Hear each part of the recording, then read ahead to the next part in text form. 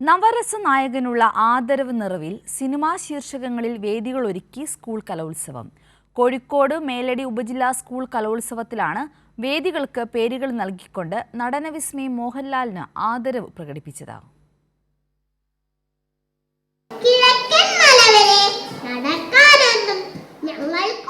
ദാദാസാഹിബ് ഫാൽക്കെ പുരസ്കാരം നേടിയ മലയാളത്തിന്റെ അഭിമാന താരം മോഹൻലാലിനോടുള്ള ആദരവ് സൂചകമായി കോഴിക്കോട് മേലടി ഉപജില്ലാ സ്കൂൾ കലോത്സവത്തിന്റെ വേദികൾക്ക് താരത്തിന്റെ സൂപ്പർ ഹിറ്റ് ചിത്രങ്ങളായ കിലുക്കം, കമലദളം, ഭരതം തുടങ്ങി 9 സിനിമകളുടെ പേരുകളാണ് നൽകിയത്.